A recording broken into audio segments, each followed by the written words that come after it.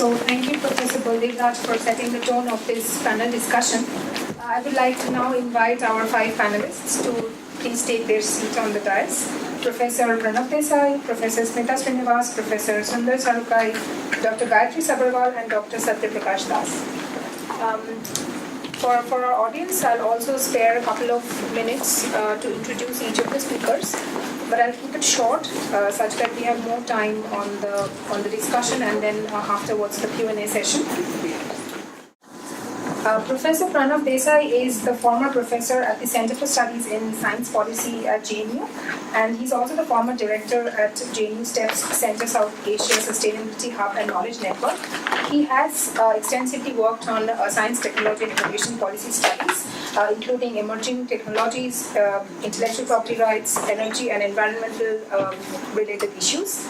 And now he has been on the advisory committee of DST from the government of India. Professor Smita Srinivas is the founder director of the Technological Change Lab, formerly at the Columbia University. She also holds an honorary professor at the Indian Council for Research on International Economic Relations. She also has several visiting fellows and professorship at London School of Economics and the Open University at UK. She has training in economics, policy analysis, public finance, mathematics and physics, and she now currently specializes in economic development and technology issues. Professor Sundar Sarukkai is the moderator of today's panel discussion. He is the professor of philosophy at the National Institute of Advanced Studies in Bangalore. He is trained in physics and philosophy, and he has also authored several books. I will just name a couple: Translating the World, Science and Language, Philosophy of Symmetry, Indian Philosophy and Philosophy of Science, and so on. And he's also in the advisory board member of the Leonardo book series published by MIT Press. Then we have Dr. Gayatri Saberwal. She's the scientist and dean at Institute of Bioinformatics and Applied Biotechnology in Bangalore. She has extensive experience in biophysics from Cornell University, and she has, since then, she has actually worked in healthcare, biotech, and pharma industries. She works now, her current research now is on biomedical entrepreneurship in India, and she has, of course, several publications in the area of biomedical entrepreneurship. And last but not least, we have Dr. Satya Prakash Das. He's the former head strategy partnership and entrepreneurship development at BIRAC and the former coordinator of Make India 7 BIRAC. He has been part of Government of India's industrial policy and will join Park India as Director Impact Lab with the focus of innovation in public health. So again, a warm welcome to our 5 panelists, and I'll just now hand over to the moderator, Professor Sarukkai. Thank you very much, and welcome to this panel discussion. Thank you, Professor Baldev, for the wonderful introductory note. I think there is much from that which we might take on and lead on to in our discussions. The way we have planned this is that each of the panelists would speak for about 10 minutes so that we have some time for an open discussion.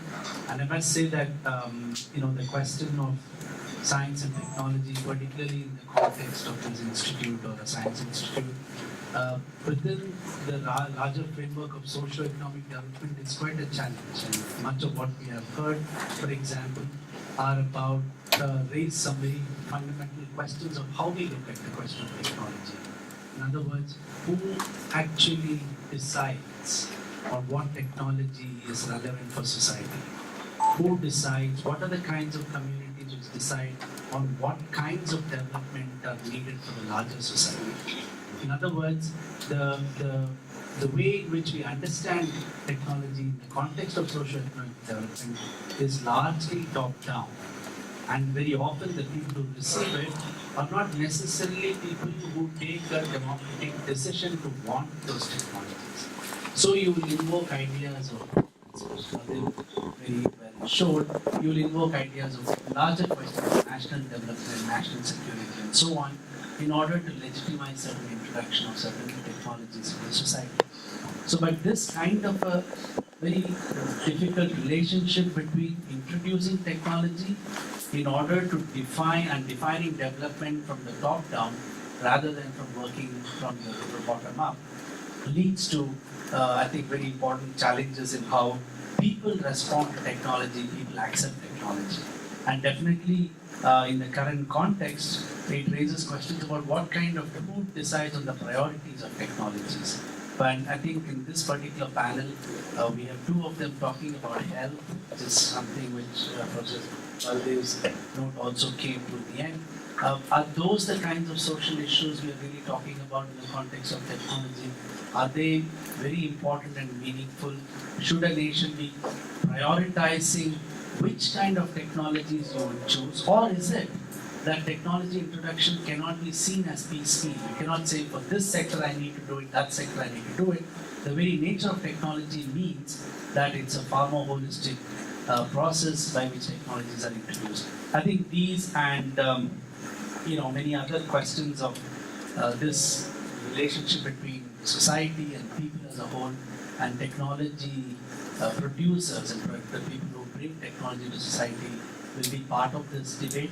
As I said, we have tried to order the talks in such a way that they lead into each other and give you some kind of a coherence. We'll start with Professor Pranav Desai, who will speak on technology and development in the Indian context. Thank you, Professor Sarukkai. Good evening to all of you. I'm asked to speak on technology development in the Indian context. But first of all, every one of us get the impression that the kind of technology development that we have witnessed all these years in India, it does not reflect the kind of science and technology infrastructure that we have been able to develop. We are called giant in science and technology infrastructure. We are probably third or fourth biggest in S&T human resource. But that doesn't reflect in the kind of technology development that we have been able to achieve in many of these sectors. Maybe some of the sectors we are very successful. Some of the sectors we are not as successful. And at the same time, the scenario is not stagnant. You can see some slow changes also in positive direction.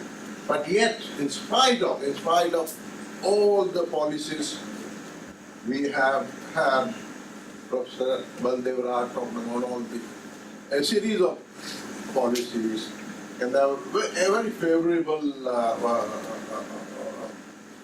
government programs and other things for technology development. We have technology development board, DST, so many ministries. They are trying to promote technology, yet perplexing why we don't have this success as we have seen in some of the sectors. And the issue is very complex. It is not just science and technology policy that is responsible. It is not only historical reasons, colonial past, our social structure, and the international innovation structure that we are embedded in. So there are many issues involved. And the other part is, the impact of socio-economic impact of technology development. So the two aspects that I'm going to touch upon. So there are various policies that are involved here in technology development. I'll begin with, because Professor Raj started with education. So what is the problem with our human resource? If you see the structure of human resource, most of our human resource is concentrated in the university system. And university system has played a moderate role right from the beginning, and most of the funding was concentrated in the councils. We have CSIR, IPMR, and most of the universities are starved of funds. Secondly, and more importantly, is that we are treating university only as teaching source of teaching rather than research. When you talk of university, something that comes to our mind is only teaching. Research is very much important component of any university system. For the last 100 years that, the Humboldtian concept was introduced, where, teaching and research component were combined. But we are not, except some universities, some major universities or IITs or place like this, that, doing good research in science, but most of the universities are not adequately funded, they are not equipped to do good research, and that even other intervening factors like technological change. Now with technological change, you see emerging technology. Most of the emerging technologies, they have come out of universities, whether it is IT, whether it is biotechnology or nanotechnology, where universities, most of the world, they played major roles rather than public sector research institutes. So the focus has also, organizational focus has also changed, and therefore universities become all the more important in this area, if you are talking about technology development in this area. So university system will be required to strengthen the research component part if we have to promote technology development. The other aspect is incentives or fiscal policy. Now, like in India, we provide lots of incentives to private industries, but these are input-related incentives. Other countries have made fantastic progress in recent times. China, Korea, they pursue very aggressive policies. Their incentives are even output related. If you publish, if you patent, you are provided extra incentives.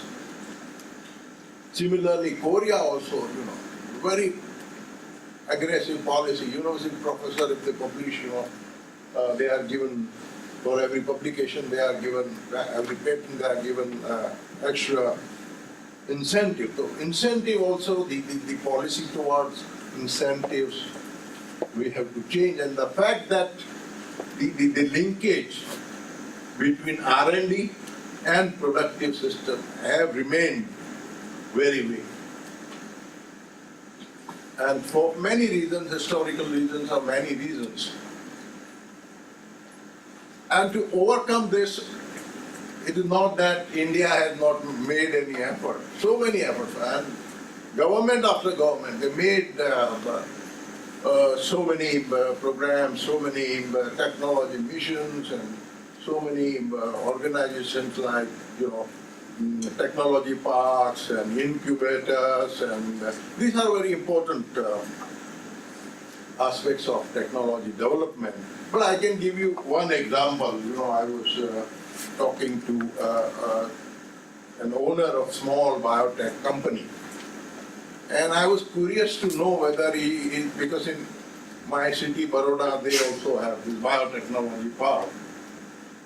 So I was curious to know that, why he is not having, why he is not shifting to this fantastic place called biotechnology park. And he was doing very well, a small company, but doing well. But I was wondering why he would not shift. So biotechnology park is there, but they told me that we will never shift here. Because the basic things required for any biotech is good land and water.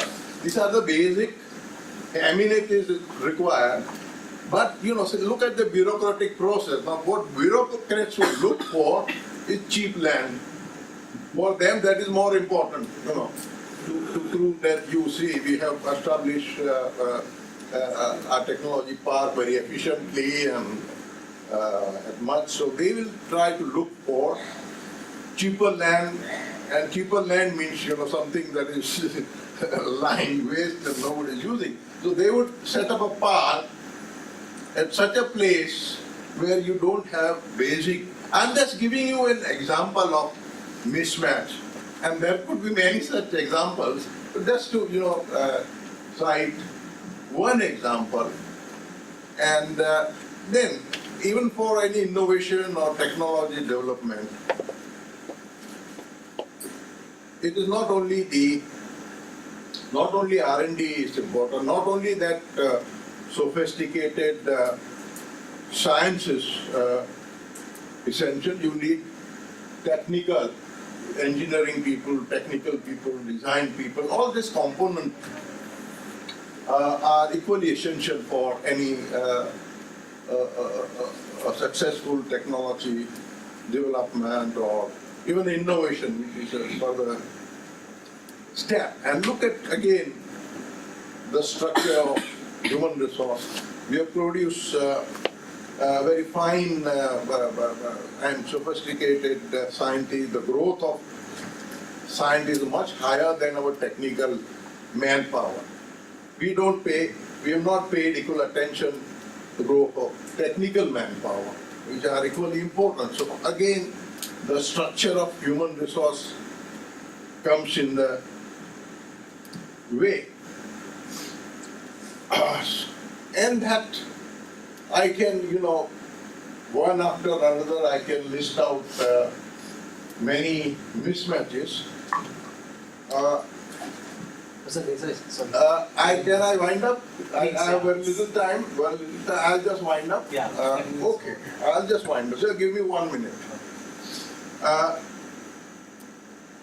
So now. Even international collaboration, of course, there are positive changes that I would like to do. Like international collaboration, the bilateral collaboration or multilateral collaboration they used to have for the last 50 years. So mainly it was between government and government institutions. But now it has diversified, and they are focusing right up to the innovation chain. So that is also a positive change. We have policies like, Make in India, but I don't know whether it has made any dent into manufacturing. And now coming to other issue of socio-economic impact. The important issue is when do we begin assessing impact?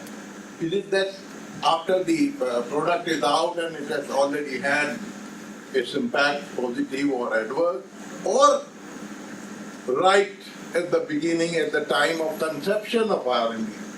In Netherlands, there is a concept called constructive technology, where they start assessing the socio-economic impact and the foresight exercise they conduct at the time of conception of R&D project they want to conduct. So the whole chain is important here. And therefore, you can't say the scientists don't know what their results would be of their research. So in advance, they require to assess and foresee the socio-economic impact. In the US, I'm told that every year 30,000 products that come out in the market and 24,000 disappear from the market. So there is, some lack of foresight or assessment that is required, and one has to see whether it is socially acceptable, economically acceptable, environmentally acceptable to the consumers. So for technology development, all these aspects require to be assessed in advance. Thank you. Can I now invite Srinivas? All right, so I thought what would be helpful for this audience, and particularly because this is part of a conversation we've been having since yesterday and will continue to have tomorrow, that I would pull on one thread, which is, I think so. Is this loud enough? Yeah? Can you hear me in the back? Okay? Yeah. So I want to pull on just one thread today, which is, how do we think about the policy and planning process? A lot of the question about science has to do, and science and technology, has to do with how we imagine policy and plans to be in place. And there is no imagination about policy and plans without a kind of epistemic understanding of the disciplines through which we look at policy and planning. And as you heard in the introduction, I'm a bit of a maverick, so I've been in your seat on the science side. I've also been on the social science side. So I feel I understand a little bit about this epistemic shift in the bridge. Now, one of the challenges has been that when we have economists at the table, I'm going to speak really with my hat on as an economist today. We don't pull on a planning and policy thread that is very consistent. And unfortunately, it's compounded by the fact that from the science policy side, we are still very much in an imagination in India of the linear model. So you can say, no, we don't do the linear model, but the linear model is alive and well. So the concern really is, how do we think about the empirical reality? I think our director of NIA said it very nicely just now, which is, if we just look at the evidence staring us in the face outside in our world, we would start to imagine this world a little bit differently. If you look on the left side, you see that there's a whole series of technologies that have come about. But what we forget is that on the right side, there have been huge institutional and organizational contexts in which they came about. So we can't take the left side without the right side, right? So my point is quite simple on that front. And similarly, if we take, say, the various generations of drugs from a specific industry example, you would see again that in industrial history, the third column of the second and fifth generation drugs came about in very specific socio-economic environments, which you cannot divorce from the context in which we hope to deploy them or use them or have used them in our country context. So I'm just briefly, we can come back to this. This was a book I wrote. The point here is the reason the book is called Market Menagerie is that there is no one single market question that we are asking about. We are actually discussing a multi-institutional, multi-organizational economy. And anybody who tells you otherwise is either lying or deluded. So one of the questions from the economic side is, how do we deal with the huge amount of variety that exists in our economies, which all of us know, again, as we were reminded by, all of us know the moment we step out of this world, right? We see the huge variety. The question is, how do we respond? So there have been many dominant ways about thinking of this, and I am just going to point your attention to evolutionary approaches. And people tend to forget that Marx also was evolutionary. And the reason to focus on an evolutionary approach is, if you discard the linear approach, you have to have something in its place.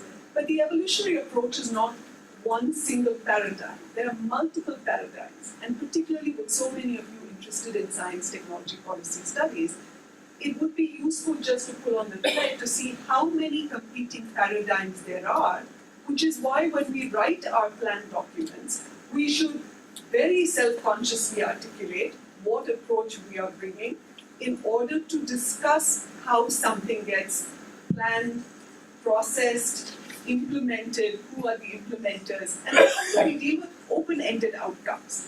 I'm particularly interested in the open-ended outcome question. I think some of you asked this question also in previous sessions. So besides Marx, so we have, as I often discuss the slide, I usually say the hairy guy on the left and the clean-shaven guy on the right.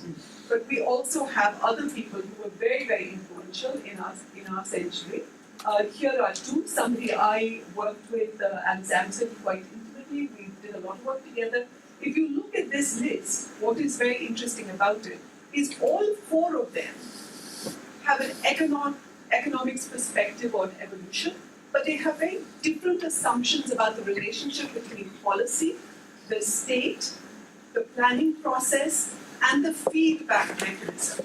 And the feedback mechanism is what I hear over and over again, all of us saying is somehow not quite what we hope for. Okay, that was my most diplomatic side.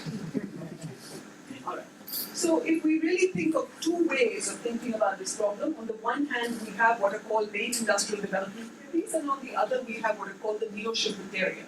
And a lot of science technology policy, especially with an economics angle, kind of fits between these two worlds. And I won't go into all the critiques, but they both point to difficult questions for us from a policy process standpoint about the relationship between evolution and open-ended outcomes, then the question of the different politics and feedback. And again, we were reminded very nicely that politicians and politics may not be the bad guys here, right? In fact, when I was an introductory student, I was reminded one of the first things we learned was when it doesn't work, it's politics, and when it works, it's politics. So just remember that. Okay. So what really should the state do to respond to this huge institutional and evolutionary variety in the economy? So in the systems approach, you see this problem. Christopher Freeman, we all like to remember Japan. Christopher Freeman pointed out that it is as if many positive feedback mechanisms exist. And a lot of the critique that came afterwards on innovation systems and so on were that it was a very ex post idea, that looking at the industrialized economies, we can't really make any statements about how we compare to them, because the whole formulation is quite ex post. That is, after the fact, we look and we see and we kind of feel that elephant, and we say, I think the elephant looks like this. But our elephant actually is an Indian elephant, right? So we don't quite know whether our elephant can be compared to another one. And if you discuss variety, one of the questions is whether those positive feedback loops actually work. So just to give you a sense of the thread that I'm pulling on, which may be worth kind of taking and thinking about, if we think about the private sector development case, and I think this was something that Professor Desai brought up, you can have a particular way of thinking about the fears of public intervention in plans where the private sector loses a certain type of control.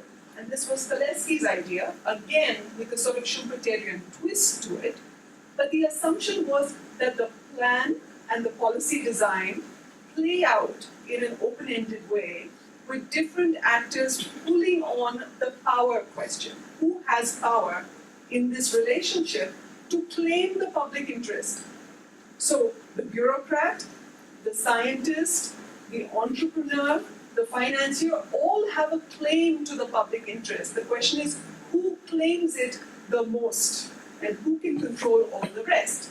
So you might articulate the Indian central government question as being a question of, on the one, not sure whether it is its job to be dealing and controlling all the other actors, especially in a quasi-federal system like ours, but also that in the relationships, all of them are claiming power to a different degree.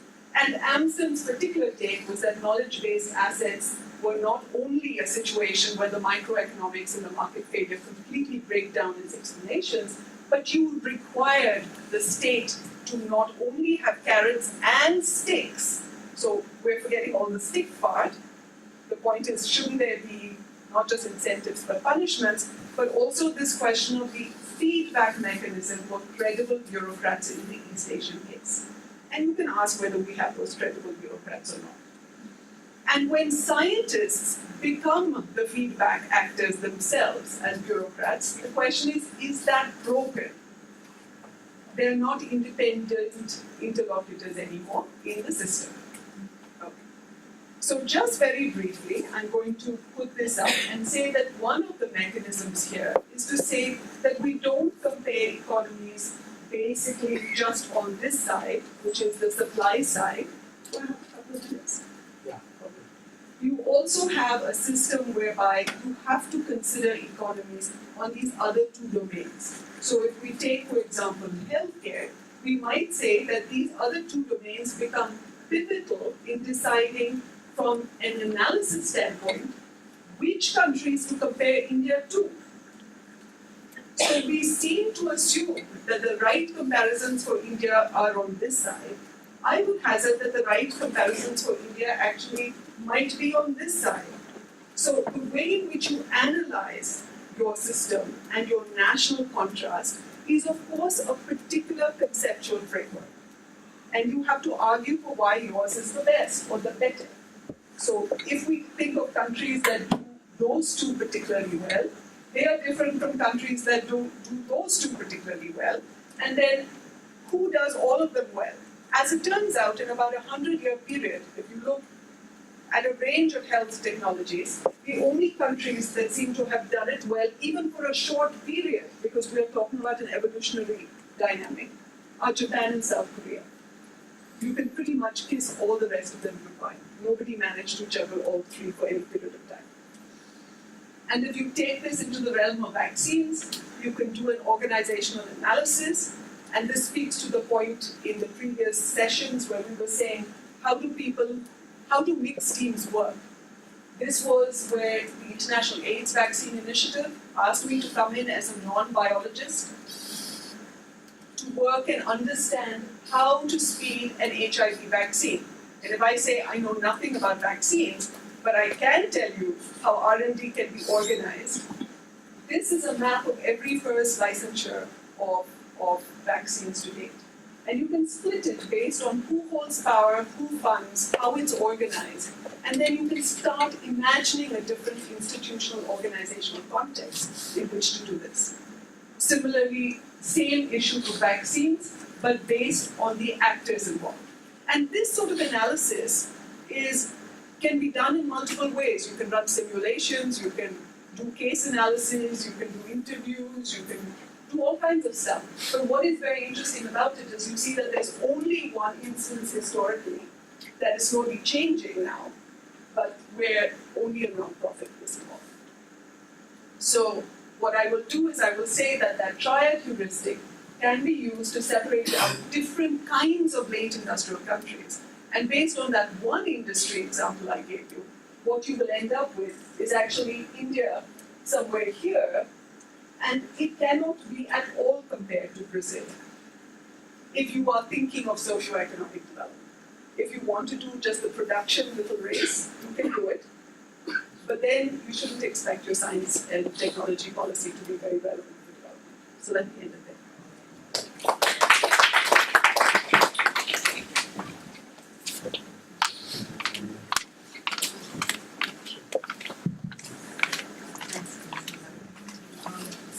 My topic is biomedical innovation, sustainability and policy research.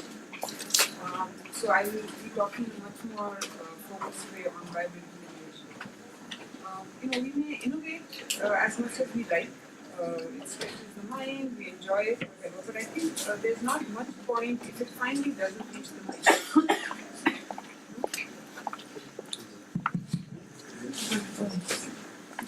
So as I said, we can innovate as much as we like and enjoy the process, but finally I think anyone who is innovating would like their product or process or whatever to reach the patient, to benefit the patient. So I want to talk a little bit about biomedical innovation in the US. I agree that Japan and South Korea and other countries also figure, but we seem to read much more about drugs and other innovations brought out in the US. Most of us, I guess all of us in this room, are alive only because of the generic drugs which come out from our companies. But many of the new drugs which come out in the US are priced at a price point which we can't even imagine. We are all used to paying a few tens of rupees, a few hundreds of rupees for our course of medicine. But new drugs in the US can cost up to, let's say, $400,000 for a year's treatment, or $84,000 for a few weeks of treatment. Okay? And usually the person concerned would not pay. It would be the insurer who would pay. But finally, these costs have repercussions because then, everyone's premiums go up. And if you're unlucky enough not to have insurance, and tens of millions of people in the US don't have insurance, then you just don't have access to those drugs. Now, why does that interest us? It interests us because the same companies are going to bring those drugs to India and try to charge huge amounts. Maybe not $400,000, but still, a lot. Too much for most of us to pay. Now, let's come to India. The importance of innovating in India. So, in the last few years, over the last 5 to 10 years, we've seen quite a bit of innovation, even in new products. It's not just generic drugs and the processes being innovated, but even products. So, medical devices, diagnostics, even now drug discovery. Many of these are works in progress and they haven't reached the market, but we get to hear about what's happening, and a few have actually reached patients. And I give a small example here. There is a medical oncologist, a surgical oncologist here in Bangalore, Dr. Vishal Rao, and when he does surgeries for patients who have throat cancer, often the voice cords are destroyed, so the person can no longer speak. So he got together with an engineer, designer, somebody, and they devised a small voice box, which they have actually implanted in many patients. And he says the total cost was 50 rupees, 50. Okay? And that is medical grade. They have implanted it in patients. I cannot, for the life of me, imagine any company bringing such a product from abroad and charging 50 rupees. Okay, you add distribution costs, add marketing costs, make it 500 rupees. I still can't imagine it. It will come with a price tag of thousands, if not tens of thousands. Okay? So I believe strongly we must innovate. We must really know what are the costs in India. And we need to do it, I believe, in the public sector or in the non-profit sector. We are only, by and large, seeing innovation happening in the corporate sector. And if we are to have equity, if we have to have innovation reaching everybody, we have to know how much it really costs and impose price caps suitably. Okay? And coming to price caps, I will come to one more example, which has been in the news quite a bit for the last year or so, and that is the case of the medical stents. So people who had heart attacks or who have blockages in arteries have these little metal tubes put in called stents. And the most common one was called the bare metal stent. No, not the most common, the oldest, which was 8,000, 10,000 rupees. Then came the drug-eluting stents, which periodically keep releasing drugs. And those are the most commonly used now. So 90 to 95 patients will have drug-eluting stents. And then came the bioresorbable, absorbable stents, which dissolve over time. That was brought in by a foreign company called Abbott, and those were priced at 2 lakhs per stent. And the government knew, the manufacturing cost, and then at every step of the chain, until it reached the patient, okay, there has to be some margin. And they knew that patients were being overcharged massively. So a few weeks ago, they imposed a cap of 30,000 rupees. They said, we don't care what your stent is, you will not charge more than 30,000 rupees. They asked for this notice to be displayed in hospitals, and I actually saw this displayed in a hospital. Now, if you have to impose a price cap, you need data. And so whether it's the landing cost of a stent and then its various steps till it reaches the patient, or whether it's manufacturing and subsequently you need data. And data is one of the hardest things to come across, especially from industry in this country. So I do some studies, and I hear even in the tea break, I was talking to someone, it's really difficult to get data. So I would make 2 plugs. One is the essentiality for local innovation in the non-profit or public sector, and these are final policy decisions. And the other is the need for data. I happened to meet Dr. Devi Shetty, who heads the Narayan Vidyalaya here at a meeting. And I was talking to him, I was perturbed by the fact that we don't have data. And he said, how can we have any policy based on data when today we don't even know how many specialists there are in different areas who are practicing? For this country, the Medical Council of India exists, we know how many people are graduating, but we don't know how many are practicing. So you can't make rational policy unless you have data. And as the speaker said in the previous session, you might have these PDFs which go back decades, and they're in a non-user friendly fashion. So it makes it difficult to use them, and lots of errors, etc. So I don't know how to solve this, but there are many, many areas where you need data to make proper policies. In the US, for instance, I personally use a lot of free and massive data sets. The US Patent and Trademark Office, infinite numbers of records. Clinicaltrials.gov is a government website which tells you about every clinical trial, well, it's not every, but they're trying to make every clinical trial registered in the US. The US Food and Drug Administration, large numbers, lakhs of records, all reasonably accurate, all freely downloadable, which then anyone can do any analysis on. Okay. The other one thing I want to say is that, whenever we talk about drug prices, the companies will justify the huge cost by saying clinical trials, etc., cost a lot. And clinical trials are an essential part of bringing on the drug. When a company does its trials, you don't know how much it costs. Okay? It's all behind the wall. But there is an example. In Italy, there's a very famous institute called the Mario Negri Institute for Pharmacological Research. It's a non-profit. It's been working for some 50, 60 years. And they do plenty of trials. So the model, you don't have to blindly copy the model that only companies can do trials. We can have our own institutions in non-profit mode to do this and to produce, very good results. One last example, when a drug is priced, there are different ways in which it could be priced. One is cost-based. So how much did it cost me from the very beginning of my efforts to the point where I brought it to the market, whether it's in the R&D or the trials or the regulatory, charges, etc. That's one. And then I put in a profit margin and I fix the price of the drug. What is often happening in the US now is to say, a person has disease X, and with that disease X has an expected lifetime of this.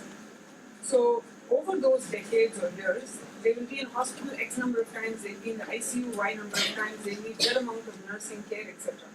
So they say, that's the lifetime cost this patient has to undergo without my new tablet. Now I produce this new tablet, so I can, estimate the lifetime use of this tablet and price it just a little bit under that previous cost to the patient. Okay? So then they say it's value for money because it's 80% of what the other person would have to pay anyway.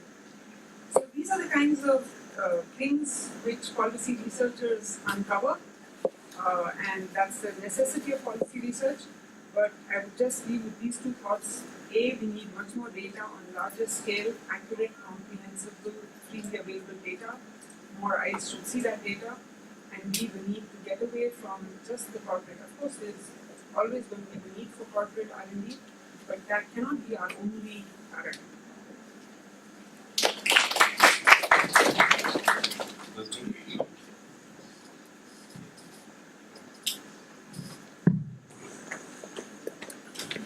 Right, good evening. It's almost 5:30 and I'm the last one. We had 2 minutes from each of the speakers. I'll have 25 minutes. I'm just kidding. I'm a little groggy because, can you hear me in the back? Yeah. I was in middle of nowhere in Odisha yesterday evening, and then I was in Sambalpur, which is near Chhattisgarh border. And then I'm here. I hardly had like 2 hours of sleep in the last 24 hours, and next 4 hours in the last 48 hours. So pardon me if I'm a little incompetent.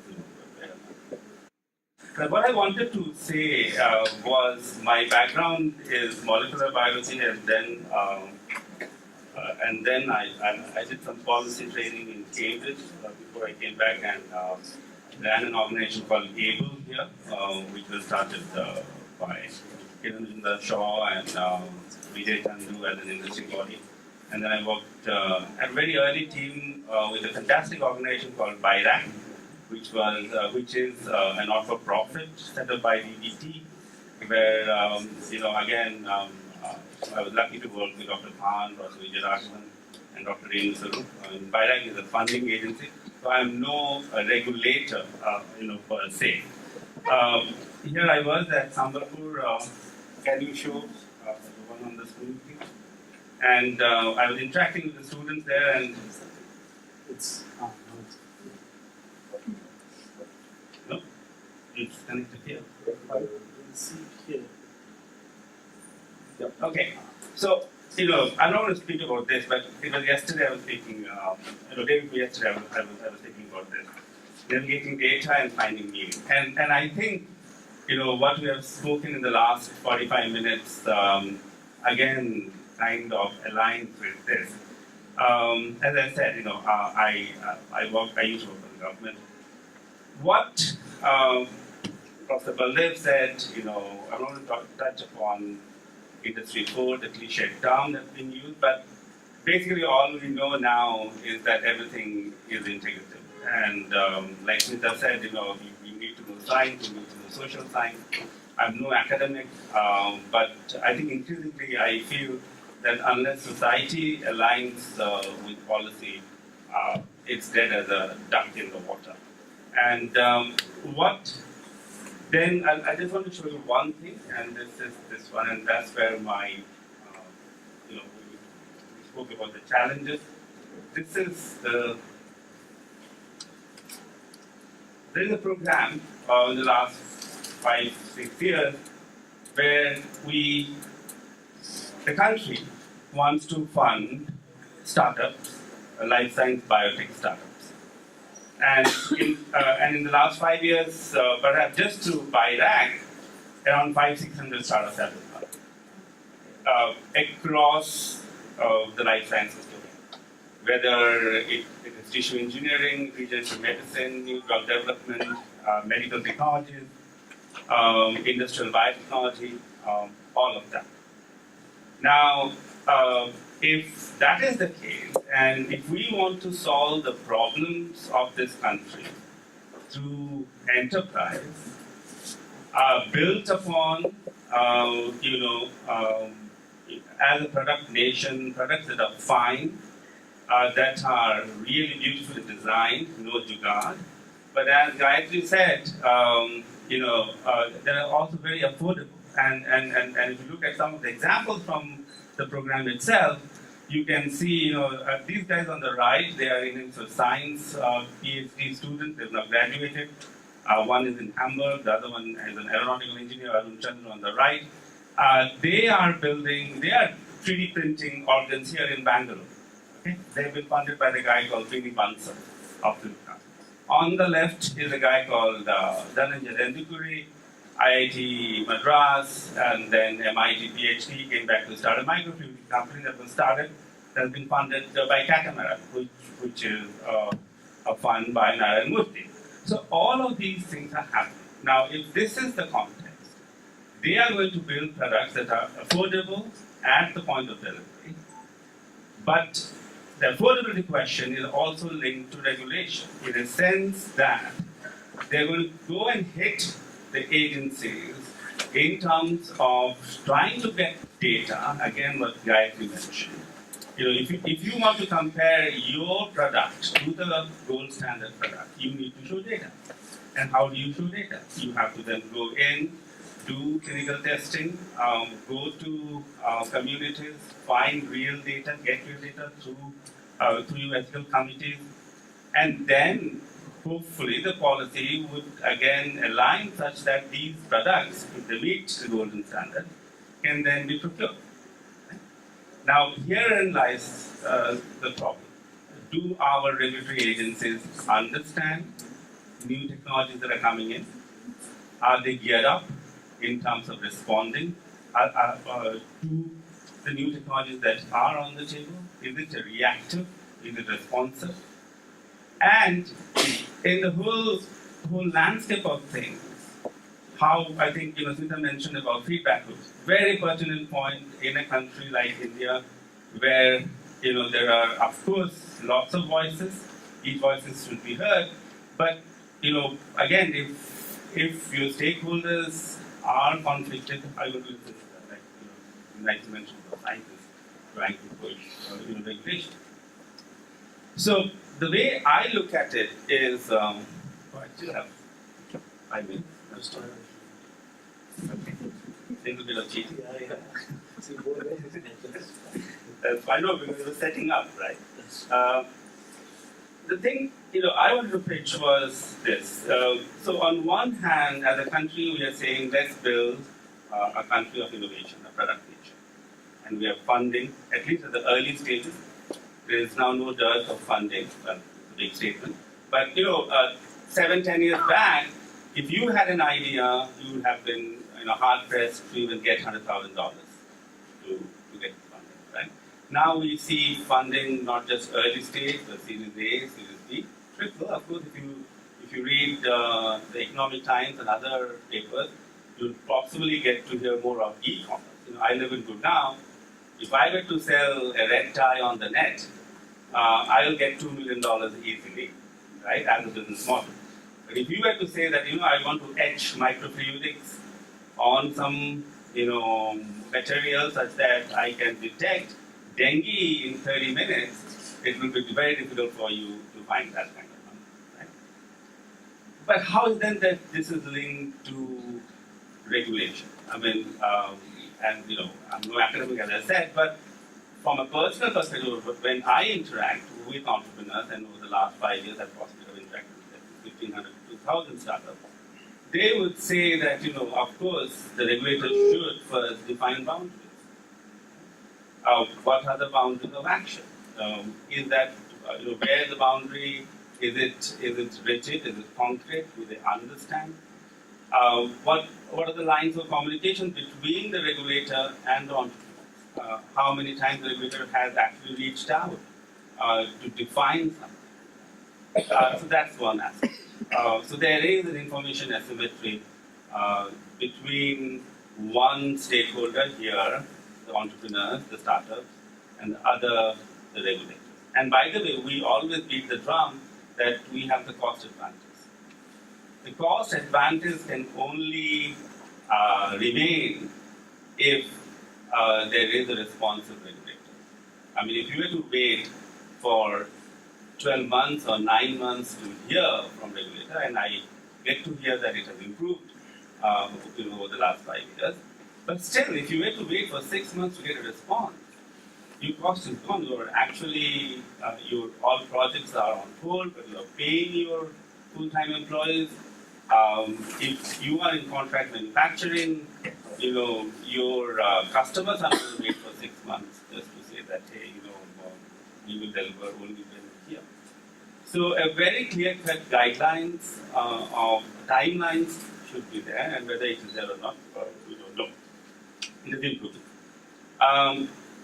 The other point that startups and SMEs, and by the way, if you look at, somebody mentioned Germany, or Italy, these two countries are full of amazing SMEs that work at the cutting edge of R&D. Whatever those words are that I read in economics, digital science, and all that.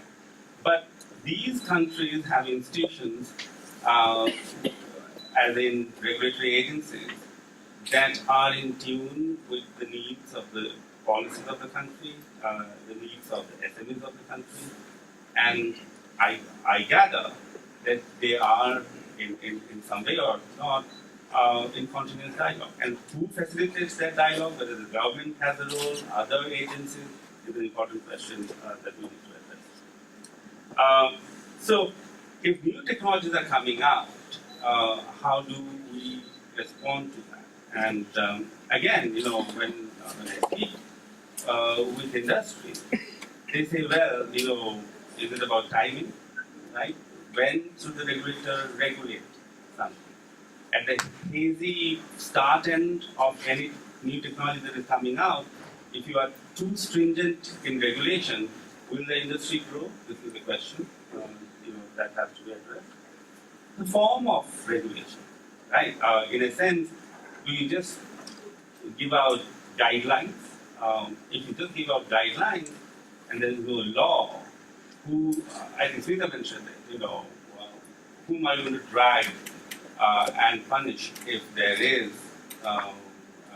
deviation from it and if there is corruption in your projects. I mean, when I use the word corruption, I don't really mean in that sense, in the sense that you haven't designed your trials and other things taken into account. Then durability. Many of them say, how long the regulations should be, in a sense that at a stage when it's mature, that kind of regulation, and when it is a hazy start, that whether something should be for 2 years or 5 years, challenge-based, all of that needs to be integrated. And finally, I think, as many of the panelists mentioned, enforcement. Again, enforcement is not easy in a country where courts can take years to decide. Right? So that's one thing.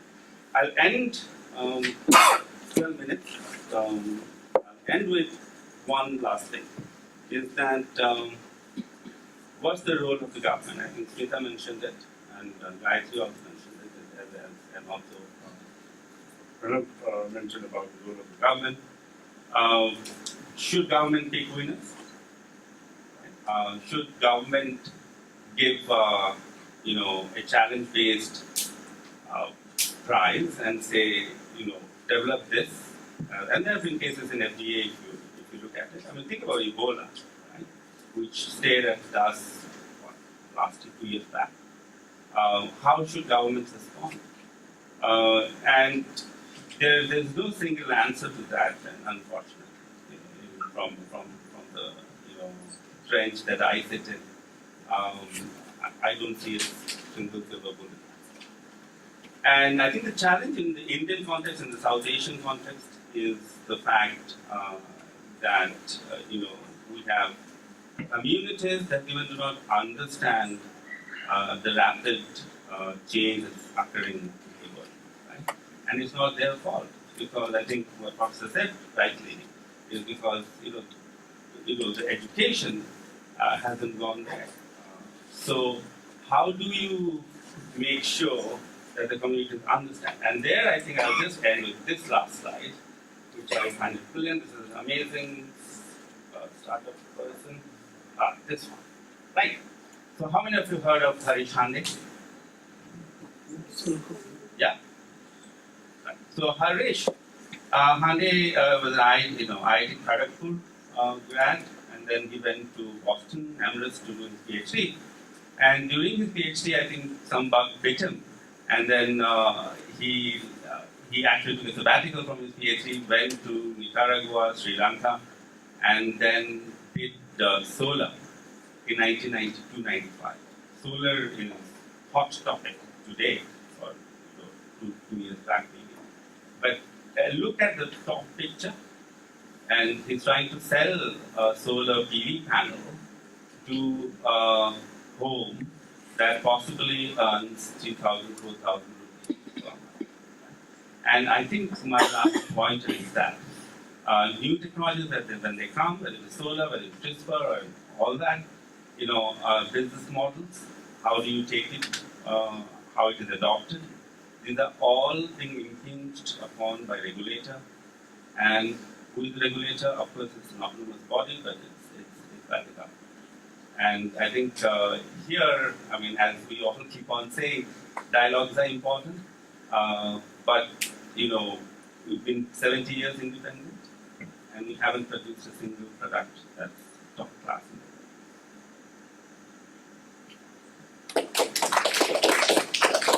Thank you. I think it's a good note to end or begin. I know we have really run out of time, but we have a few questions. I just want to say 1 minute, or I will say something for a minute, on a domain of technology which has not been touched upon and which concerns, I think, a lot of us, particularly in its impact on the social world, which is about these kinds of innovations in personal technologies like your mobiles, your cars, and so on. The fact is that the kind of impact these ordinary objects have, technological objects have on society, can be very, very, in the sense today we know the impact of mobiles and laptops and so on. Now, while very correctly we are focused on certain kinds of innovations at the high end, I think the point which is important to recognize is that the high-end technologies, which will be very small in number or quantity, is often supported by a huge domain of the small technologies, so small technological products. It's almost like you would have innovations in medical, like let's say cancer, medicines, and so on. But that is a much smaller percentage to the ordinary drugs on, for example, antacids and other sub things. I was told that antacids are the highest selling drugs in the US. So the money which you get and the kind of sustenance of these cancer drugs are being supported by these ordinary selling of these other medicines, which are so-called ordinary drugs in the sense basic antacids and paracetamol and so on. So they need that support. So while innovations of these technologies seem to solve certain very high-end problems, they actually are based on a very large domain of these so-called ordinary personal technologies, which actually have a deep impact on the ordinary lives of people. If you really evaluate what we're talking about, you have to see the impact of which just the email, the internet, and the mobiles have done on day-to-day life, day-to-day cultural habits, social habits, and psychological habits within a society. So that's it's obviously a larger question of what the social, the technical, the impact of society on technology on society is. But I think all these presentations for us today have given us a more useful way of understanding formulations of policy within specific domains. And I'm very glad we ended with health, because if there's anything which the government should be really looking at, government or even whatever, or the public, I think it is a very important question. Who is going to be the regulator? Who is going to decide what kind of a role does the civil society play in it, or should it play a role in it? At least, if nothing else, the health question has to be at the forefront. So maybe, I know we are way out of time, but maybe we can take 3 questions. We can take them together and then perhaps. So 1, 2, then. My name is Ajit Singh, and I have a very simple question. Since India is an independent nation. Sorry, 1 second. Please frame your question as a question, and then please ask whom you want the panelists to. Who are you addressing? This is an open question to all the panelists. I want to know if every developed country has a definition of science. What is science? What is not science? Does India have a definition of science? If it doesn't have, which definition it follows and why it follows that? Why it doesn't have an independent definition of science? Because to have an understanding about, to work on science policy, we need to define science. So which ministry, which organization, who defines science in India? I want to know, this is an open question to all.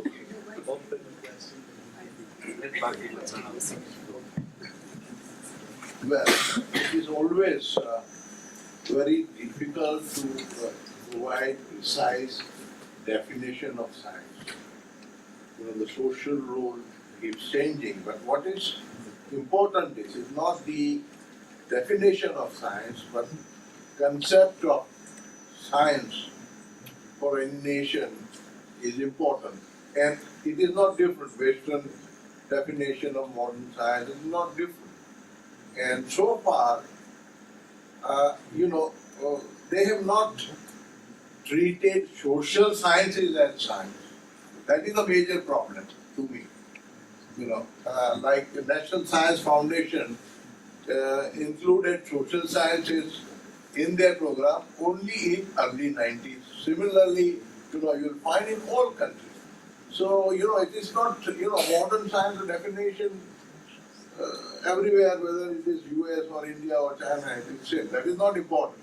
But are they prepared to include social science? Other thing is the way Western science has evolved during capitalist system, it branched out and it developed through specialization. And that is another hurdle, but that hurdle is also being solved by developing interdisciplinary bridges. Because if you go for specialization, super specialization, you understand one aspect of nature. The other specialists won't understand the ABC of other. So that is also a barrier to innovation. innovation is a complex process and that requires a broad range of expertise or somebody who has, broad understanding of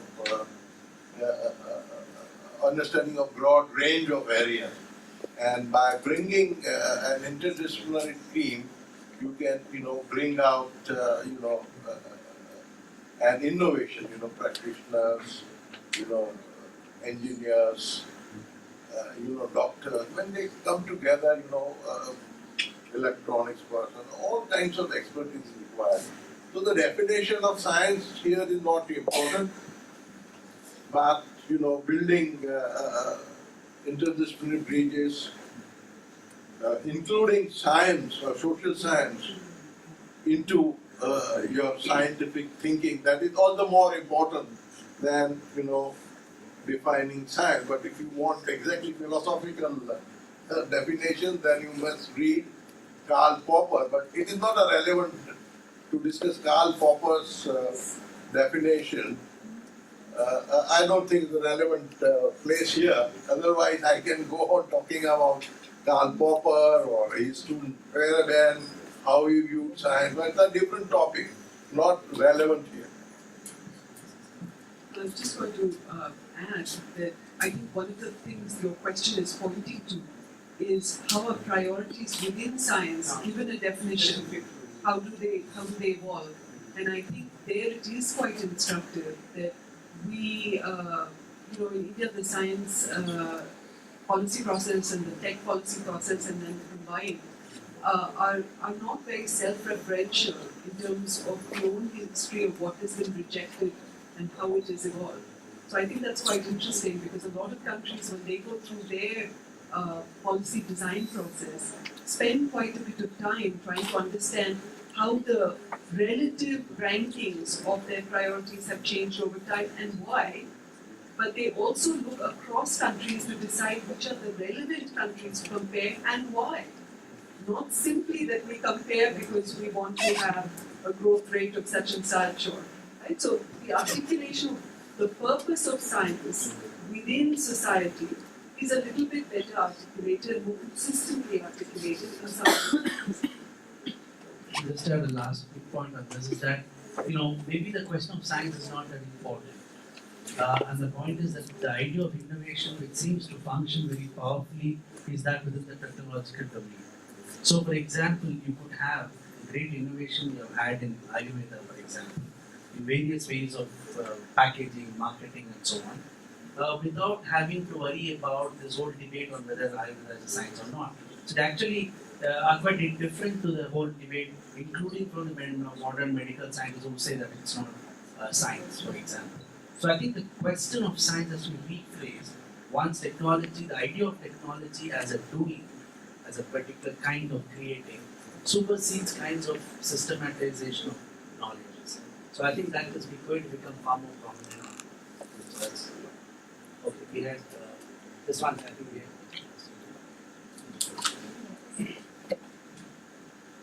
I think it's maybe to Smita, but maybe the others can also take a shot at it. Thanks for your presentation. I think it was the first time I heard very audibly the word power, and it was good to hear also a historicized understanding of science. And I'm wondering if, in these discussions of policies, can we not see a sort of resurrection of some of these terms in the policy documents itself, things that have been debated about science and technology, such as obsolescence, for example, and what if we were to be guided by some of these principles, and is it possible to sort of, how do you see this on an international geopolitical platform, advancing some of these ideas like dealing with obsolescence, dealing with inequalities in actually the impacts from technologies? That was about 50 questions, but all right, I'll try and answer. But thank you. I think, the other panelists have raised this very nicely, which is that, somebody holds the most power. In the Indian context, it is overwhelmingly the government. And as we've been discussing in in many different ways they holds power. And as we've been discussing yesterday and today, the central government in many domains of science policy holds disproportionate power. That may or may not be correct given our constitutional structure. Rajeshwari very nicely yesterday described the challenge in agricultural policy domain, saying it's a state subject, and yet the state is unable or unwilling or whatever, or cedes authority to a national discussion of that. So you can do this. I find it very instructive in my own domains to do it industry by industry or sector by sector, because it gives us more insights into who has ceded, taken, claimed power at different times for different reasons. There's no one answer. But it is clear that, coming back to, I think, the concerns raised by Gayatri and Satya, the interesting question is how you use the regulatory power of the state in service of certain explicit goals, acknowledging fully what the social compact is. I think somehow our social compacts are kind of hidden at many layers. We don't, expressly say, well, it will mean we have to regulate in this way, we will have to, maybe have fast-track courts that decide ethics violations in this way, this is what it will mean. So the idea that we are surprised by the outcome, to me, is laughable, because it means that there's no planning process associated with the policy document. So that, to me, is very worrying, because it basically means that somewhere there are actors. They will hold power in their own ways, and right now we just want to see the authority. That, to me,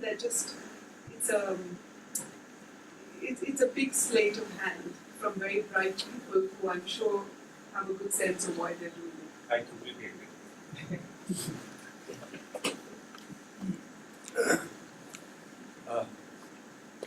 I thought we were supposed to discuss this STI's impact on socio-economic development.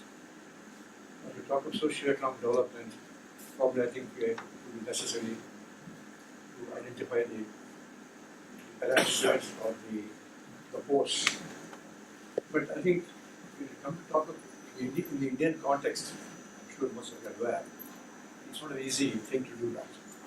Because as some of the slides have shown, the development efforts have been cornered by, let's say, the top 1% is different, the top 20% is different, the bottom 50%. So when you talk socio-economic development parameters or the posts, will obviously be different from these various groups. So I think this is a much wider subject which need to be studied and possibly identified in a much more concrete fashion. We want to really talk of impact of STI on India's socio-economic development. It's an easy question. I just wanted to make this comment, that's all.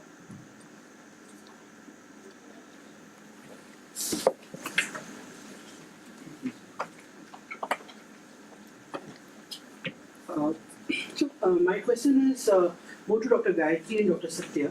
So since I come from the medical device space, now we are aware that in medical device space, the regulations, the policies and things around are not really in concrete place. So in that scenario, how do an innovator really take things forward and still ensure that a quality product is given at an affordable cost? So my understanding is that a lot of Indian innovators seek the CE mark, the European stamp of approval. It's cheaper than the FDA's stamp of approval, and the Indian government has no stamp of approval. But if they want to go with their new product to a hospital, to a doctor, they need to provide some proof that they've done a good job. So they tend to go for CE mark. And then presumably that is enough to convince. But that also increases the cost because of the structure the CE first. So that's unavoidable. Right? So that the minute you get into, for instance, in the FDA, I think when you go for a drug approval, you can spend millions of dollars getting the FDA stamp of approval. So the minute you get, and you have to pay consultants and whatnot, to have your, make sure your application is right and met certain standards before you go there. So that's unavoidable. So that's why when I say that something which costs 50 rupees will become 500 rupees, all that will come in. Those costs will come in. It's unavoidable. But the basic is less. The basic is really little. And it looks like, we have really low cost cost point, I won't say price point, cost point for developing stuff here. And one can hope that there's more. Sorry, I didn't get to the. Siddharth. Actually, as of 1st January, there will be a new printing device regulation, right? Regulation paper was up on the website, and then there has been quite substantial change in that document. I think it runs in 140 pages. I haven't read all of it. Scanning through it in this session. And I noted a couple of things. First is that if you were to go to CDSCO website, 3, 4, 5 years back and looked at tech, it just said IDB and with a list of 10, 15 of them, and those were regulated and the rest you could just But I think now there's much more bucket and structure to that thinking process in terms of risk assessment. There are classes now, class A, B, C, D, and whether it be intravenous, whether it goes into the skin or all of that. So that's very nice to put together. There have been a couple of changes as there's now an audit of manufacturing site to be done. Also, I found it very interesting that they say that if a foreign manufacturing site can also be inspected, when FDA comes to us, so we will also go. Right? So, but that's very interesting. Why not? Because to make sure those products coming to India are also aligned to our standards. So have a look to that. But what Gayatri said is right in a sense, but CE marking or TUV, all of that is fine. But from the perspective that we have discussed earlier as well, is once you do that, I mean, finally, why are we building these products, right? In a sense, why you are building the product is to, go into either a hospital or a primary healthcare setting, you earn profits, and there is an impact, right? I mean, that's the ground floor, right? So you go into a hospital is the challenge, and if it is a state procurement, how does it, how is it done? How many circles you have to run around to get it procured? And again, Smita said, in a sense of the difference between the central government and the state, the state also has an authority to decide. And many times when we talk, they say that they are misaligned. So many times, the center might say this is the only notification we need. The state regulator may not agree to that. And that's a headache for him. You start losing care very fast. And because that's when you start running around the circle. In the medtech world, I think, and CE marking, is not cheap in a sense. So, here are a couple of guys, maybe startups, and they are trying to build a product. They have possibly gotten some money from themselves, friends, family, and schools. And then they get some more public funding. And then they finally reach a regulator who may not understand, for example, companion diagnostics. Right? In a sense, we now see a lot of genomics in India. Do our regulators understand that? In a sense, and again, I'm not talking about data and everything. And finally, I think I wanted to make a point that relates to what Gayatri was saying about affordability. I think insurance as a tool and an instrument has to be really looked into. And Karnataka has done it very well. And models like what you're talking with Narayana, right? I mean, those models are now founded on a very good insurance system that the state has built. That's across different things we do. I've heard a lot of criticism of that because patients are driven to tertiary care. So a lot of criticism of that. Sure, there might be criticism, but in the sense that if you were to design an insurance system where the state can do some subsidies for an innovative product, in a sense, we also don't want to kill innovation here, by saying that we only do genetics. And another 70 years ago, and then we will only be copycats. Just to add one point on this, in the triad I was pointing out, if you look at the evolution of the Indian health industry, what is actually very, very provocative in terms of data across all the different subdomains of the health industry is that a lot of the innovation came at various times either from large buying from the state or large buying from other welfare states. So the point on insurance, the consumption demand side, which is one of the legs of the trial, is very important because it's what signals the difference not only between countries.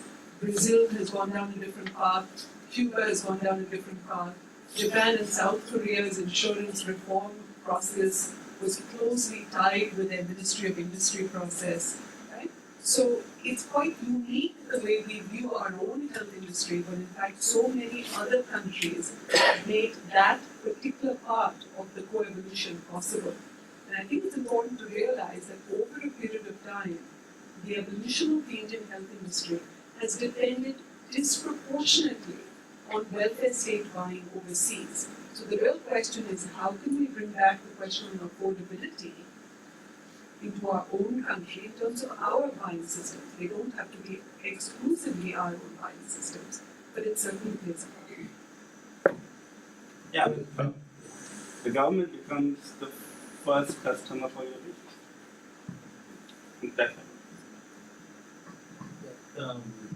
Just to add a point of support for the government here, I think the point about regulation, there is a specific problem of regulation, whether the regulators understand the point. But I think one would also have to ask to the innovators with a focus on this innovation, understand the point, because in terms of social impact. In fact, the way, I think a great danger, and which I've seen even in Bangalore, even in the social sector, ordinary, forget about frothing lanes, is being the fact that you have quite uncontrolled notions of business or innovation. And it's true we don't know how to deal with the question of regulation, but at least an imperfect, sluggish regulator for certain products, particularly things which have great impact on social health. I think the question would be far more complex than just the fact that. So the question is, how do I deal with the question of innovation? I like the word sluggish in the sense that sluggishness can be. I think I'm audible, right? So sluggishness can be because of because of procedural bureaucracy. That's one sluggishness. And there is an enlightened sluggishness if you think that there is a precautionary principle involved, right? There, you have an institution that understands technology movement, understands uncertainty and risks, and then through whatever feedback loops and dialogues, then creates a little enlightened sluggishness, right? I think we have to differentiate these two in the sense that most industry players in the country are affected by the first procedural sluggishness. Is that कि बस सुनने में नहीं आया, हमने तो भेज दिया है, even with an online system, that's fine. The other part is more of a philosophical angle of the country to say whether this technology should actually be regulated and what way and all that. So I just want to make that clear. Final questions. Sorry. One question. This is the last question. Yes. So we're talking about the socio-economic impacts of STI, and what I generally observe in the discussions of innovation, be it innovation, be it the formal sector innovation, is that economic takes over the social.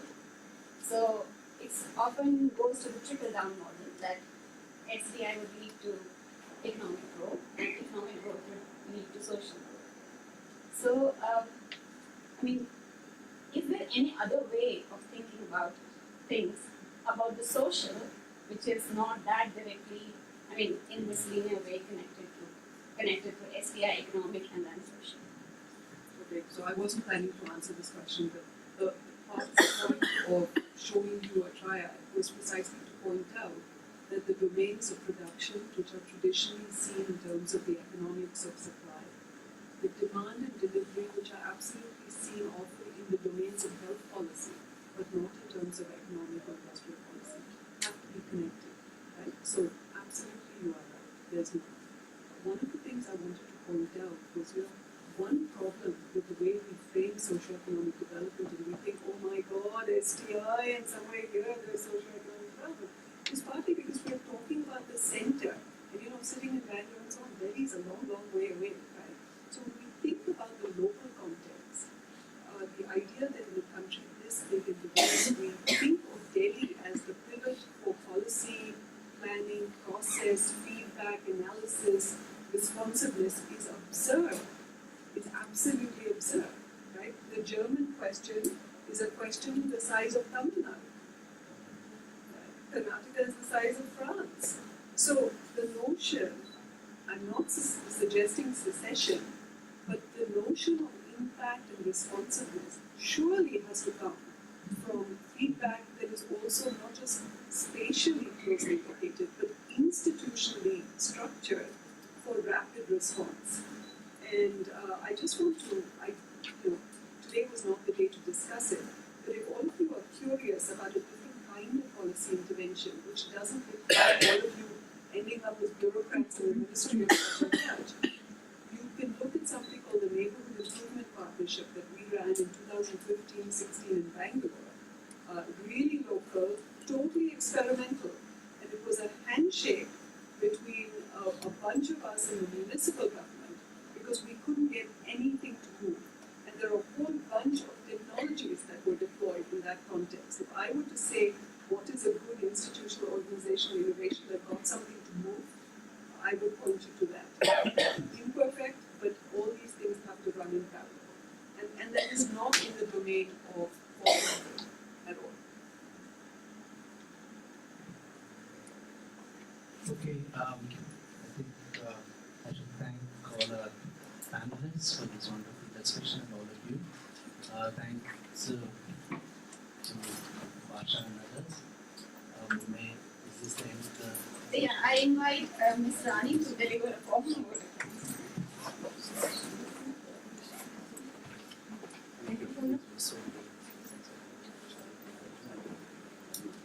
I feel honored and privileged to get an opportunity to extend a vote of thanks on this occasion. I, on behalf of DST Center for Policy Research, Indian Institute of Science, Bengaluru, and entire fraternity of National Institute of Science, National Institute of Advanced Studies, Bengaluru, convey deep regards and artful thanks to those who spent time from busiest schedule to grace the occasion. I wish to express our sincerest thanks to today's speaker, Professor Baldev Raj, and eminent panelists, Professor Pranav Desai, Professor Smita Srinivas, Dr. Gayatri Saberwal, Dr. Satya Prakash and Professor Sundar Sarukkai. I also thank the Professor Sundar Sarukkai for moderating the panel discussion. Thank you, sir. Finally, I convey my thanks to all distinguished participants and audience who have so actively participated in the discussion and made it success. And last but not least, the organizing team at DST Center for Policy Research, Indian Institute of Science, Bengaluru, without whom the workshop wouldn't have been possible. So, thank you everyone for your cooperation. There is a tea arranged outside. Please join us. Thank you.